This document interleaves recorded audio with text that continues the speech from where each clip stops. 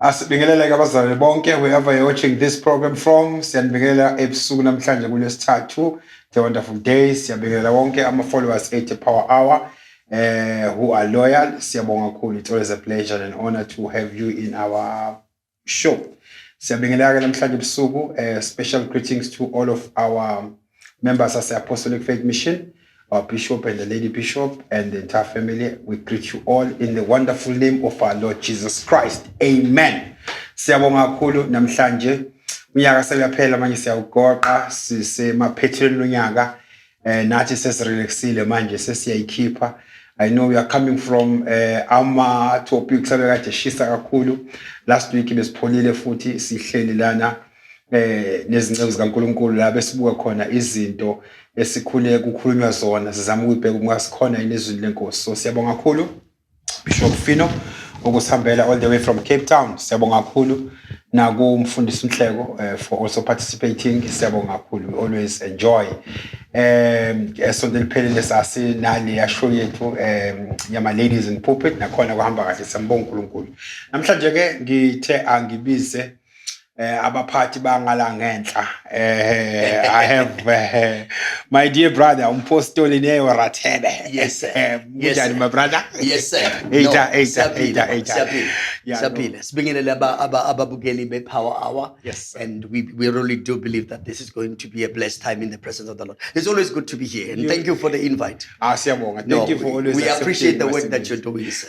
Thank you. Nathi siyabonga support yinina ukuthi sikwazi ukuba sifike la sesifika khona. Thank you. Ngiyazi ukuthi saqala selapha. Ngiyakhumbula. Saqala lapha sesiyabona ukuthi kuyahamba. No. Izinga liyaphezulu. Si levels baba, si levels. Kunjalo. And la saqala khona ngiyakhumbula simeme uMagagula wasePietermaritzburg. Khona umfundisi uthi uMagagula wasePietermaritzburg. Samema sakuleya ndawo yethu yokuqala. Yes. Waqala wathumela izinhloli zobheka. Wase kufika incwadi esho ukuthi uyaxolisa ubaba ngeke azaphumelela. Kodwa ke siyambonga uNkulunkulu ngoba uyasiphakamisa. Namhlanje ke sesimlethile kukhona ke sivikile izinhloli sayidija ngamakhofi zadla amakhofi lana emphakathi wasekhaya. Buti you are here. Hola. Shosho mfowethu. Bishop. Shalom mfowethu. Cishe ngathi KWV. Kulama initials bazalwane nje ayisiphosiswana. Uba kanjani ke kaNkulunkulu ushare ama initials zakho neshibi ukuthi like ukuthi KWV. No. Okay. No ukhona ngawukhona uyawufihla. No umufaka uvivi ngamane kube uveset. Awu Bishop Vesset. Come on. Good, how are you doing? Good, I'm happy to see you. So good to see you, sir. Thank you for having us here. Kwi Power Hour sibingelele kakhulu nababukeli be Power Hour kwi Sibas 760 TV. Oh yes. It's so good to be here. No, siyabonga. It's good to be here. No, siyabonga kakhulu my friend. Namhlanje ngifuna sibuke something very interesting. Yes, sure. Yes, sir. And I'm hoping ukuthi ngeke ibe na politics. Something as simple. And I'm honestly hoping. Yeah. Yazi dem izimbeni kaChrist nento nje elula yokuthi ngiphuze icoffee ngiyifaka inkinga lo. Phuzisa kwabasefeso. I hope iCrew yawazi ukuveza ukuthi icoffee. Ngoba leni ngavele nje sivele ukuthi nakho information emark. Sizince kaNkulunkulu njuluka. Ebandla Ebandla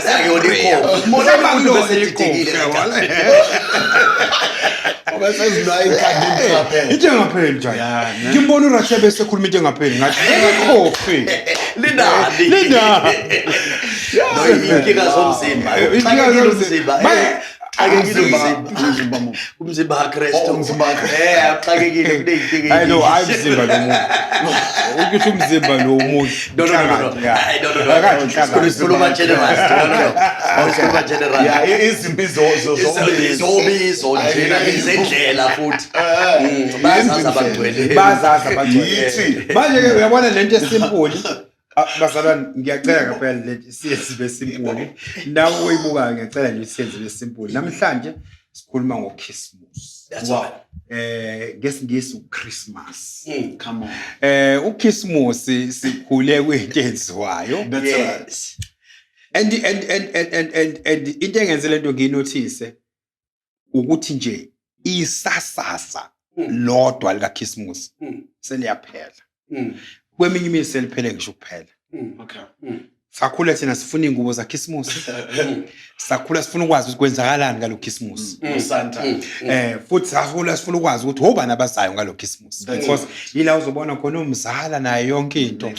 Uyabona kodwa manje lento singengibone nangomhla 23 nje ubona ngathi ayikho hype kahle yaloKhisimusi. Now iyangihlupha lento because ngokwami mina lento phela sikhule sibona lento kuyi celebration yamakholwa yokuthi kwazalwa umsindisi inkosi uJesu into enkulu kangaka kodwa manje mase ngiyibona iphelelwa isasasa and mawubheka amanye ama-holiday wona hayi asaqhubeka impela kunjani futhi nalawo ezinye izinkolo hayi babashaya impela Akhuthalelwa. kwaduma cricket nje ezinyangeni ezidlule kwaduma impela hayi kwaduma impela kwaduma impela manje ngala ngakuthina ngibona ngathi kuyacisha mhlambe ake sikhulumeni lento bafundisi njengoba ngisho nje into engenapolitiki inkosi yami sikhuluma nje futhi ingakho sikhuluma nangelanguage yethu ukuthi ingabe is it something that we're supposed to celebrate? Is it something that is wrong to celebrate? What's No, there's nothing wrong with celebrating Christmas, but okay. There's absolutely nothing wrong with it. In fact, there's everything good celebrating because the significance ya Khisimusi ilokuthi inkosi yamakhosi umsindisi wazalwa. Sure. Yes. Uyabona. Yeah. So celebrate lokho nje lokufika kwakhe enyameni. Yeah. Yeah. So of which leonto should remain vele of great significance enhlizweni nasempilweni yekholo. kunjani Elisindisiwe. Yeah. Yeah. Yeah. So ngamazi ukuthi kufanele si-celebrate Yeah. Sure. Why not? Ask me. I definitely concur with Bishop. Angiboni inkinga yokuthi singaze siyenze kube into yenze ukuthi kube nama questions, but I do think ukuthi times have changed. Yabona, times have changed. And enlightenment has come in inverted commas. Enlightenment. Inverted commas. Yeah, inverted commas. Enlightenment. Because I mean, ulwazi. Yeah, sure. Where people really believe ukuthi the questions they are asking, they are the first ones to ask them. People that are questioning Christmas now, they believe ukuthi bona bokuqala akumuntu wabuza lo mbuzo ukuthi uJesu kahle kahle wazalwa mhla 25 noma yini yabona so if you go into history you realize ukuthi as far as the 400th century Christmas was not even celebrated at the particular time. The significant a celebration was Passover, but after the 4th century, yaqala and celebrate Christmas. But beningi ufika abantu bathi lento inani lento inama pagan what and the truth of the matter at the end of the day abantu balahlekelwa ukuthi what is the significance of this? Ngoba thina sisuke sisicelebrate ama-pagan holidays. Sicelebrate thina isipho leso esuKristu esasiphiwa. So that is why kuphendula umbuzo wakho esibalikhulu ukuthi we should celebrate and be ngathi i-date abantu badidwa i-date. Lento ye-date I think inemsindo kakhulu ukuthi manje yabo phela abantu manje sebefundile so abantu bafundile manje bakutshela ukuthi kwa even ikhandela esilandelayo uyabona ukuthi abantu abafuna ama-date they don't even know how old the earth is mawungasungubuza ukuthi lo mhlaba ufuna i-date lo mhlaba wadalwa ngomhla kabani phela mpostoli bathi manje nekhandela esilandelayo asilona lezi singaze abasinikeza ikhalenda yangempela ke bona nanokuthi nje singaze sifike nanalapho nje sibakhulu. I believe ukuthi lamandla okucelebrate uKhisimusi awangalo lusuku. They are not about the day, but they're about the event. The event more than the day. More than the day. No, sure. Why shy from the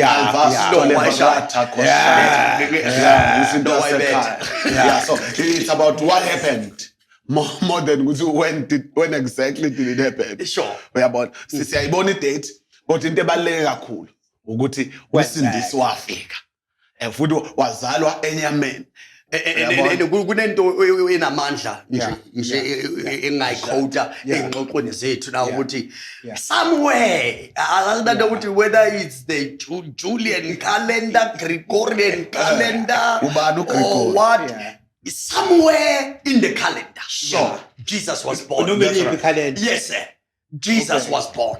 Manje labantu abathi siyahlanya celebrate Christmas, there are people who are taking this personal ngendlela yokuthi they even make it a point ukuthi when we cook nice meals and dress up for Christmas and have special services, bona they make it a point ukuthi abayinje esontweni abaphengi nje ukupheka because bathi bona bafuna ukucelebrate. So what is this anger? Mhlambe ngifuna ningikhanyisela ukuthi if wena umbulelekile ukuthi the date is wrong, and then when is the date? Tell us the correct date. So that because I don't think she dispute uJesu wazalwa. uJesu wazalwa. Manje ngihlusho ukuthi bonke bathi i-date akuyona. But abasifike baze babe emotional. Manje ngifuna ngichazele bafundisi ukuthi kuvuka umuntu mhlambe niyazi nina umhlaba niko correct. Nokuthi ngempela mawukuthi idate iphambene njengoba besikhuluma ngama calendars uyabona ukuthi there are different calendars ezikhona and nobody can literally tell us ukuthi lama dates lawa for sure lawa njengoba 2020 nje ukuthi 2020 because you're talking 2000 years yabo and the earth is far older than that yabo and civilization is far older than that so akekho umuntu ongathi ngo mina ngiyazi ukuthi namhlanje umhla kabani akekho. So no 2020 lo number no inumber vele yakho abantu to try and measure time to manage, and that existed actually even before them. We're measuring time that existed before we even came here. We come from an oral culture. From that oral culture we came into scribing izinto and yonke into we are bringing science and history, archaeology to try and make sense of ukuthi sikuphi nendawo phakathi nendawo njengoba silana. So trying to be technical and be caught up with semantics about usuku ukuthi izinto mhla ka25 umhla ka28 noma ngathi wa Christmas ngoMarch. The Passover, sometimes it's in March, sometimes it's in April. What is important for us is the significance of the event. That's right. That's not the exact that's our point. It is the issue here date because there are many theories and some of the theories we will not have time if we are to spend time here to talk about the theories that are out there. We will not around this matter. Power 3 hours, not power hour. Because we have to talk about every other theory. Usman Baruti. My theories maybe our 50 days or Begalana, and then which one is going to be right at the end of the day? That's so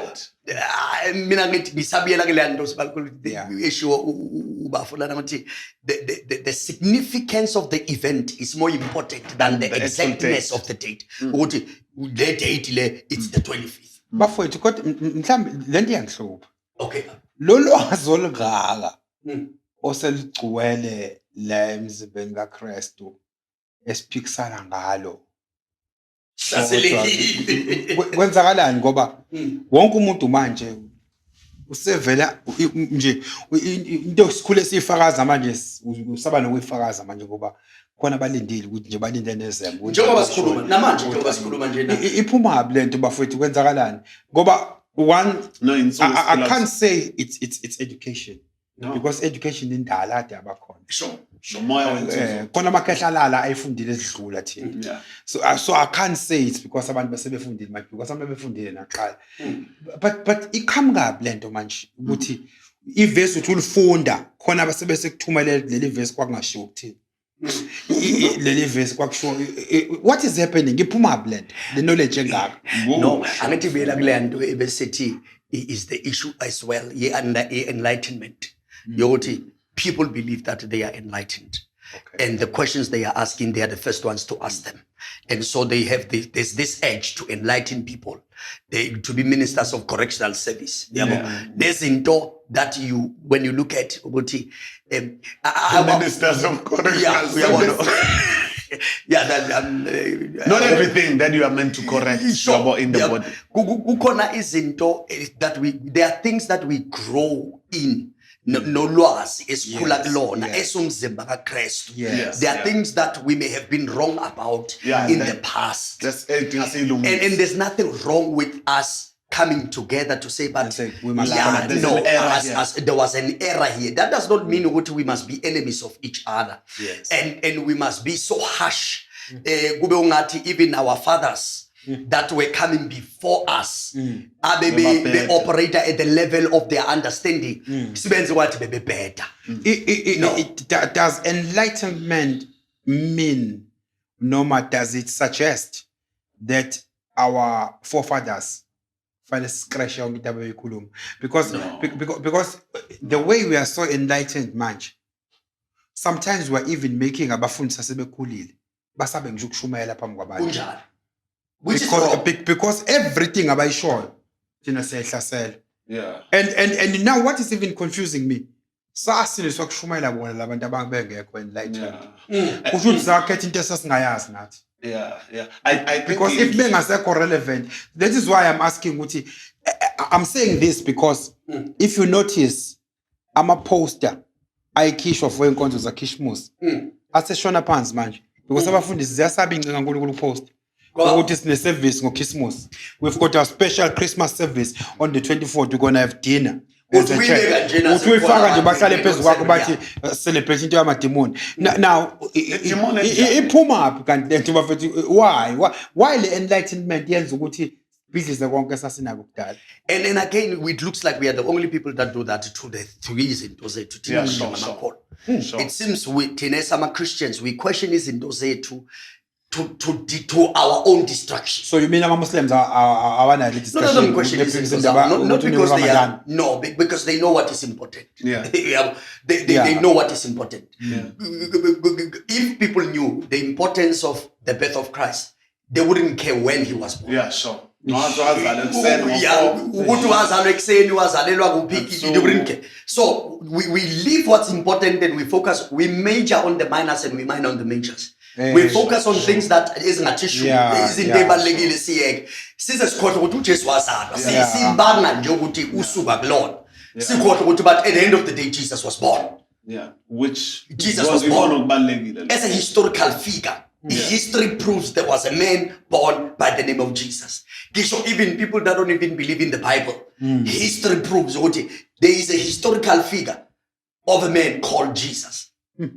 Thina silwa naleyo nto silwe nayo kodwa sikholelwa kuye uJesu kube thina manje sikhika zonke lezi zinto ezikholela mfundisi wami ngenze ulalela ekhaya ususaba la ukhipha ipost nawo abafundisi abawu2 bathi khipha ipost celebrate Christmas siyabuya ukuthi this is very interesting ngoba ngisanda kuzwa nje nomunye naye engazi kahle nje ukuthi i-date of birth yakhe naye akayazi kahle ukuthi yanini ngoba unfortunately noma fortunately ngiyendaye background yakhe ngiyamazi but akazi yena twazalwa ubhezulwa nathi ukuthi uChristmas lo 25 wrong ngithi ngenhliziyo yena unama birthday amabili ngoba unaleyo uyatshelo ebhabhadiswa unaleyo atshelo antu wakhe kwayena akazazi uzalwe nini kodwa bakwi birthday yakhe sibona la Facebook it's my day namhlanje kodwa ulwa nathi ma celebrate ingwenya ngiyabuya stay tuned ngiyabuya ngifuna siqa ngoba ngifica manje ngiyasaba kwayena ukumtshela kwaye wena nje ngiyazi ukuthi le date of birth akusiyone yakho wayithola nayo uanti yabona nje siyabuya stay tuned. We today are constantly always questioned relating to the way we believe. What's wrong with your church? Your church don't believe in Christmas. Your church don't believe in Easter. Now, I want to say to you, You can read the Bible through in and throughout, and you will not find the word Christmas written in the Bible no time at all. Isn't that strange? A day that is so important to the Christian religion that it's not written or mentioned or talked about by Jesus. It's not mentioned or talked about by Paul, by Peter, by James, by Bartholomew, by Thomas, by Matthew, by John, by none of the apostles, nor any of the church that followed.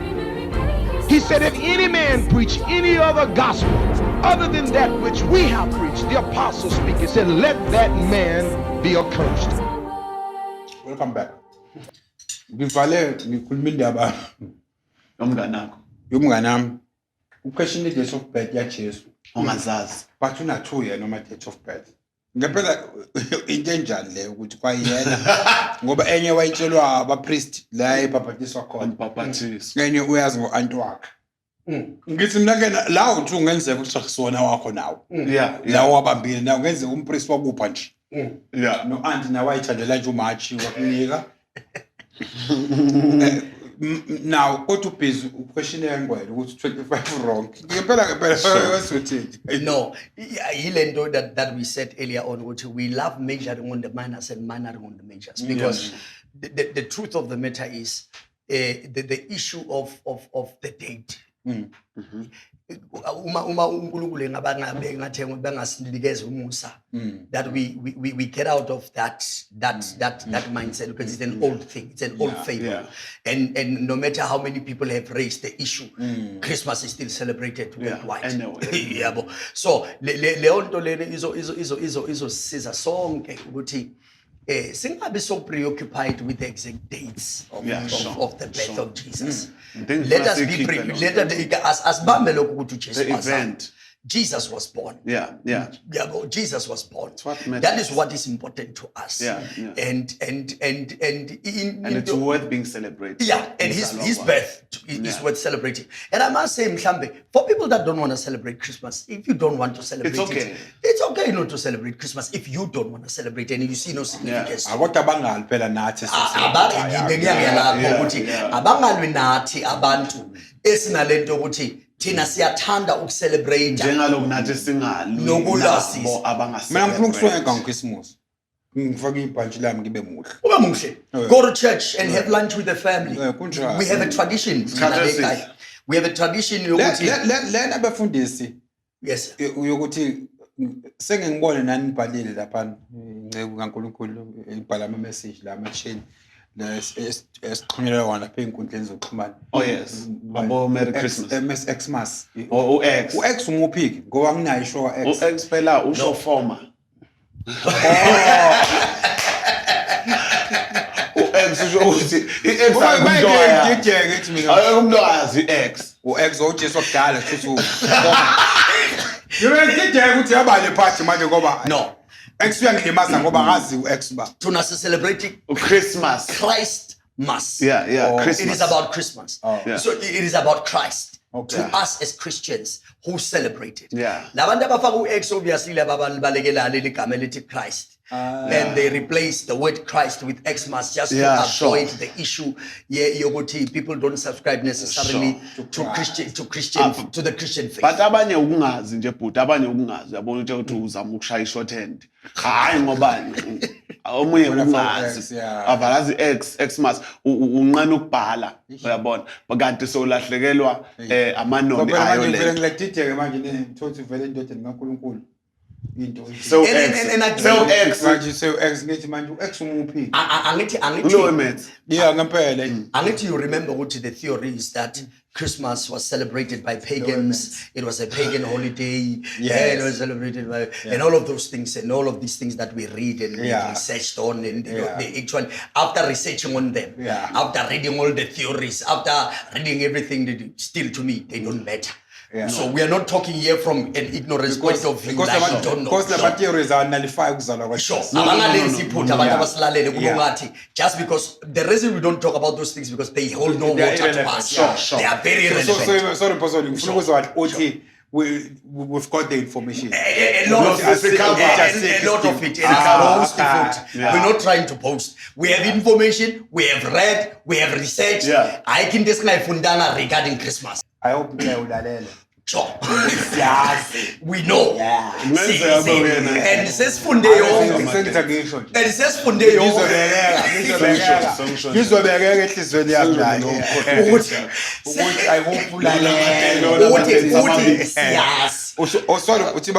ngithi ngabe uyena yini umgilithi lo nama date amabili no I know ungathi ukuthi uba lokuzakani kodwa wena umuntu kaNkulunkulu futhi loyo ungilalela ukuthi uyazi une date ya auntie yabampriest uzosihlupha ngedate yomzalo kaJesu uphinde womsindisi wayena akazazi kuyoba mnandi lokuthi uthi babambe lelo phuzo abazalwane ukuthi we are not talking from ignorance point of view sesisho konke sesifunde konke sasibonile everything holds no water to us because the importance the importance is of the event celebrate to Christ. Yes. Their commercialization. Yes, sir. A lot of people will say, oh, Christmas is now commercialized. Yes. People are spending thousands of rands just for one day celebration. I think that's very important.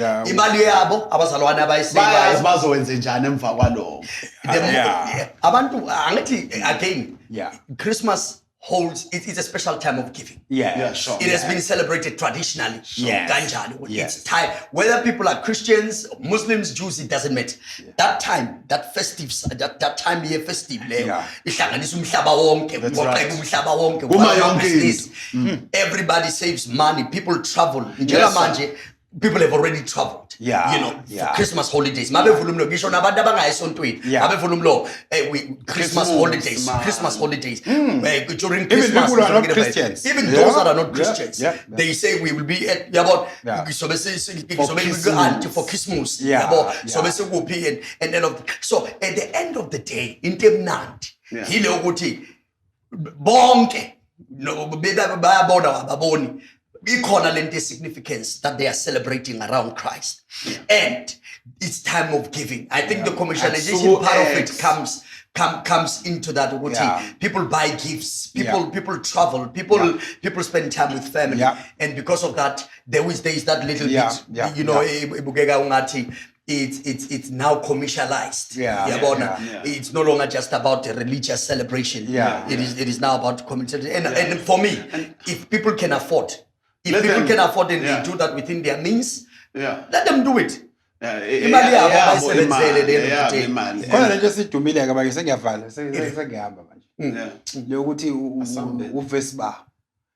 yonke into masesifuna ukuthi sevese uvesi ba bano ivesi bani ukuthi sikunde amakhanda uvesi bani ukuthi sigqoke ngale sigqoke ngale asinalo lelo vesi uvesi bani ukuthi sihlale e-studio sifuna asinalo lelo vesi. There's common sense. I think if we get preoccupied, God has given us brains. We use common sense. One of the senses that God has given us. Common sense. So amakholwa manik vesi kalete shothi nje. Significance. No likhona ivesi. Loku celebrate Christmas. Little vesi. Oh no ivesi when we go we look in the book of Luke. But the book of Luke, we are on the account of Luke about the birth of Christ, where the angels are heralding the birth of the Messiah. The angels are singing and the shepherds are celebrating, and the wise men from the east have to move, travel for 2 years just to come. Just travel for 2 years just to come and bring gifts of gold. Bemlethele igolide bathi ngoba uyinkosi, bemlethele imure bethi ngoba nangu umprofeti, bemlethela impepho bethi nangu umpriest. No, that thing is very powerful. The 3 offices the way Jesus operated in emhlabeni beletha ama gifts abantu izazi zisuka empumalanga. Rich people, you are too much. Rich people, very rich people. Aphumanga abantu, very rich people, very wise people. But travelisha from the east. coming to see the man that was born. But where is he who was born king? Wanyakaza uHerod, wanyakaza amadoda uHerod benyakaziswa nje ukukhona umfana uselwe 2 years ago. Abeswile ukuthi uzalwe eyinkosi, hayi ezoba inkosi, uzalwe eyinkosi. Come on. Embeka uzalelwaphi? Uzalelwe esitebeleni. Where else would the lamb be born? Lambs are born. The lamb had to be born in a manger. By the way, uJesu angazalelwe esitebeleni ngoba bebengenayo imali. Wazalelwe esitebeleni ngoba begcwele emahotela. The inns were full. Kwasekuthiwa yani ke nino akaye lapha in a manger. Wenzani in a manger? I believe using my sanctified imagination interpretation of the scripture. Ukuthi ube umemezela eziyotshela amajuba manje. Akathi phela pigeons were kept there. Yes. Goats were kept there. Lambs were kept there. Bulls were kept there. Ubenze isimemezelo ukuthi igazi leni sesilibongile. Selifikile as the lamb of God that takes away the sin of the world. Eyomemezela. Let him now. Let's celebrate Christmas, man. Come on. Let's celebrate Christmas. The word celebrated. Can't just sivuke. Ngiyabona ukuthi angisho lezi ngayithintayo bafo vele zidedele astile vili yasezulwini ngiyabona bafo. Look guys, wayikhuluma lento yezwakaliyo no bafethu Solonyana ayishaya mfuka hayi wayichaza Solonyana umfundisi uSolonyana awayishaya kuphela lento Asisithakazelo owangetha sona sesigcwele bonke abantu manje bangibiza uSolonyana kodwa ngempela Mafuka. Yeah, it makes sense. Apostle Solonyana in the Apostle uyabona namanje udedele into strong a week Apostle Rateb week. Come on mafowethu asicelebrate uChristmas valelise kwalaleli before sivalelise what are your last words ufuna ukuvalelisa ngawo banikeze nje in 1 minute umyalezo waChristmas. No, we would like to say to you, Bazalwane, you know what? Christmas is worth celebrating. Come on. Because of the significance of the day. Do not be preoccupied. No, do Jesu in Sogunani. That's not going to help you. What's going to help you is to know that within the calendar of life, the Messiah was born. That's worth celebrating. Hallelujah. Pastor can just mfowethu usimtemtana makhe uthini wena ngalo Jesu hayi man wafike enyameni never me so leyo ntfo leyo it's worth celebrating. Sure. Bafowethu asihambeni siyogubha umkhosi wekutalwa kwenkosi yamakhosi. So it's worth celebrating. ivangeli kulibona liba serious kanjani ngeSwati. Come on. But khona umyelo wathi masithi ingadi yaJesu ne wathi like in Zulu siZulu sinesigqi sithi igazi no ingadi wanathi ngathi kuthelwe manje week ngathi kuthelwe manje. you see if I actually thought somebody was interpreting. Gazi. Then ingadi. No, minage, I was preaching. They said that the blood of Jesus had ingadi. So he was speaking very fast. And I'm not saying the cat of Jesus. I'm saying because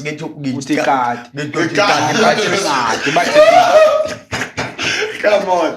No, but we're just celebrating Christmas. Let's celebrate Christmas. And guys, it's always a pleasure. Ukuba nani. Siyabonga kakhulu. Thank you for passing by. Siyabonga kakhulu. Siyajabula kakhulu. It's always a What a pleasure. great time. Siyabonga kakhulu. To our viewers, siyabonga kakhulu. Zizwile ukuthi research has been done. Prove whatever it has proven. But one thing that is not debatable, ukuthi uJesu wazalwa. Sure. Whether we are using the right ID number or the wrong ID number, the truth is the ID number called. Now, yafika asicelebrate-ke mhla ka-25 isikhohlwa ama-dates sigqoka amasodate ukubuye le culture. It is disappointing to see sometimes iy'nhlanga ezinye ezingakholwa uJesu kodwa zithumela imiyalezo kaChristmas. Celebrate into yethu. They are taking our thing. Nakhona futhi le ndaba yokuthi we have commercialized Christmas. If we were forward thinking. The commercialization family benefits because this is a festival. So I'm saying to you, let's celebrate Christmas. The research ikhona sibonga. Kodwa asinankinga ukuthi unini date. But go yeswazi ukuthi wazali uKristu. Let's celebrate sigqoke kahle sibe kahle. Let's post pictures and tag us on the day of the 25th and say we are celebrating Christ, whether the date is wrong or right. Ungakhohlwa ukuthi nalabo abawugxekayo ama-date of birth bawajeka priest no adbabo. I love you. Good night.